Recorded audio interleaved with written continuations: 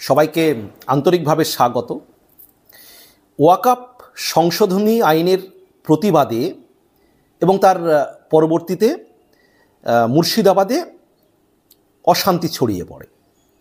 পরবর্তীকালে পরিস্থিতি প্রশাসনের নিয়ন্ত্রণে আসে এবং এখনও পরিস্থিতি থমথমে মুর্শিদাবাদে। এই পরিস্থিতিতে সেখানে একবারে প্রশাসন থেকে স্পষ্ট বার্তা দেওয়া হয়েছে যে অনেক গুজব ছড়িয়েছে আর না। মুর্শিদাবাদের পরিস্থিতি নিয়ে স্পষ্ট নির্দেশ জঙ্গিপুরের এসপির। এ ব্যাপারে দ্য ওয়াল অনলাইন একটি প্রতিবেদন করেছে, আমি সেই প্রতিবেদন থেকে বিশ্লেষণ করব। মুর্শিদাবাদের পরিস্থিতি নিয়ে রাজীব কুমার একেবারে পরিষ্কার করে জানিয়ে দিয়েছেন পরিস্থিতি নিয়ন্ত্রণে চলে এসেছে। রাজ্য পুলিশের ডিজিপির পর, মানে রাজীব কুমার হলেন আমাদের রাজ্য পুলিশের ডিজিপি, তো রাজ্য পুলিশের ডিজিপির পর জঙ্গিপুরের এসপিও স্পষ্ট জানিয়ে দিলেন অনেক গুজব রটেছে আর না, এসবে যেন কোনো রকম কান দেওয়া না হয়। মানে অনেক গুজব ছড়ানো হয়েছে, অনেক কিছু, মানে একটা কিছুর প্রতিবাদ করতে গেলে আন্দোলন হতেই পারে, কিন্তু আন্দোলন করতে গিয়ে যদি সেই আন্দোলন এমন কিছু পরিস্থিতি হয় যেটা মানুষের মানে জীবন, জান, মাল সেগুলো ক্ষতির সম্মুখীন হবে, সেখানে কিন্তু একটু ভাবনা চিন্তা করা প্রয়োজন। আন্দোলন যে কোনো কিছুর মনে হলে আন্দোলন হতেই পারে, আন্দোলন করার প্রয়োজন হতেই পারে, কিন্তু সেই আন্দোলনের ফলে মানুষের জীবনের ক্ষতি হবে বা সম্পদের ক্ষতি হবে, এই বিষয়টিগুলো কিন্তু ভাবা উচিত। এবং প্রত্যেকের আমাদের একটা বিষয় মাথায় রাখা উচিত যে কোনরূপ গুজব রটিয়ে, অসত্য কথা রটিয়ে মানুষকে খেপিয়ে দেওয়া, এটা কিন্তু কোনো কারোর পক্ষেই সঠিক নয়। আমাদের প্রত্যেককে কিন্তু দায়িত্বশীল হওয়া দরকার। আন্দোলন হতেই পারে, আন্দোলন করতে হতেই পারে, কিন্তু সেই আন্দোলনের মধ্যেও কিন্তু সতর্কতা এবং দায়িত্ববোধ যেন বজায় থাকে, সেটা প্রত্যেকের ক্ষেত্রে, রাজনৈতিক দল বলুন বা যে কোনো নিরপেক্ষ আন্দোলন বলুন, সমস্ত ক্ষেত্রে কিন্তু এটা বজায় রাখা উচিত। ওয়াকফ সংশোধনী আইনের প্রতিবাদে ও তার পরবর্তীতে আরেকবার পড়ি আমি। ওয়াকফ সংশোধনী আইনের প্রতিবাদে ও তার পরবর্তী অশান্তিতে এখনও থমথমে মুর্শিদাবাদ। অর্থাৎ ওয়াকফ আইনের যে প্রতিবাদ পরবর্তীকালে অশান্ত হয়ে ওঠে, কিন্তু মুর্শিদাবাদ এখনও থমথমে রয়েছে। কলকাতা হাইকোর্টের নির্দেশে শনিবার রাত থেকে সেখানকার এলাকায় এলাকায় কেন্দ্রীয় বাহিনী মোতায়েন করা হয়। গত শনিবার রাত থেকেই রাতভর সুতি, শামশেরগঞ্জ থানা এলাকায় টহল দিয়েছে তারা।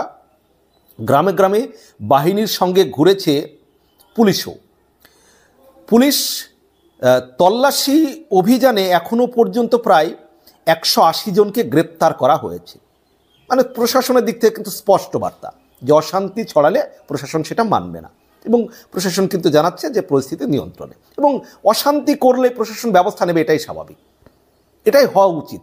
আন্দোলন করা, যে কোনো কিছুর জন্য আন্দোলন করা যেতে পারে, কিন্তু সেই আন্দোলন যেন পরিবেশ পরিস্থিতিকে অশান্ত করে না দেয়, সেটাও কিন্তু দায়িত্বের সঙ্গে দেখার দরকার আছে। রবিবার সকাল থেকেও একাধিক জায়গায় রাজ্য পুলিশ এবং কেন্দ্রীয় বাহিনী যৌথভাবে রুট মার্চ করে।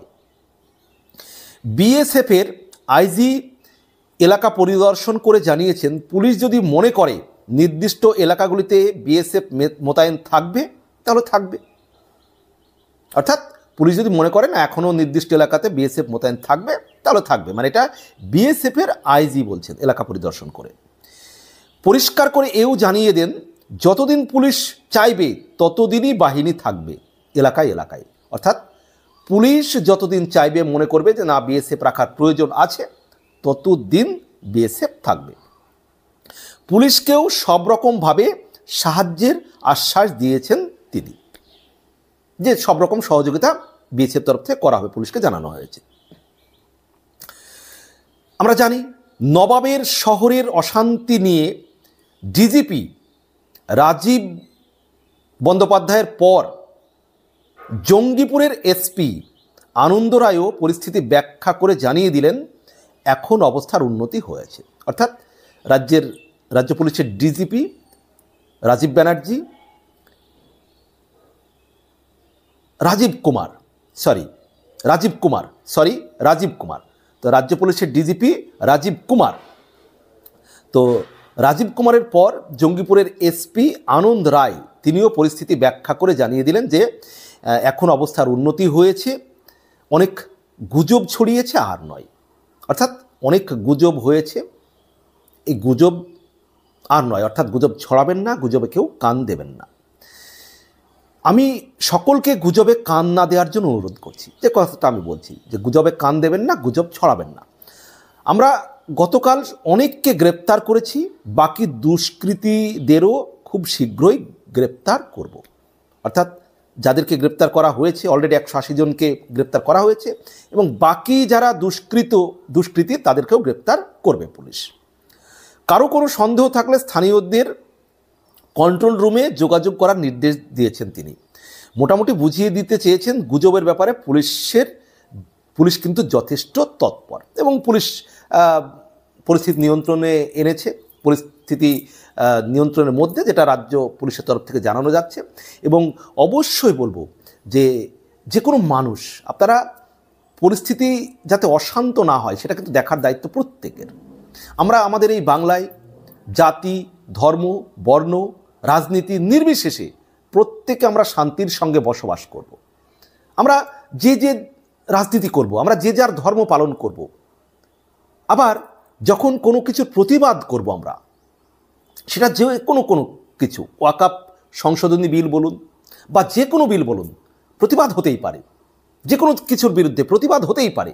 কিন্তু সেই প্রতিবাদ আমাদের মধ্যে যে সম্প্রীতি, আমাদের মধ্যে যে একটা রাজনৈতিক মতভেদের বাইরেও আমরা প্রত্যেকে মিলেমিশে বাস করি এই বাংলায়, সেই সম্প্রীতি, আমাদের একে অন্যের মধ্যে যে একটা সুসম্পর্ক, জাতি, ধর্ম, রাজনীতি নির্বিশেষে, সেটাকে আমাদের সবসময় বজায় রাখতে হবে।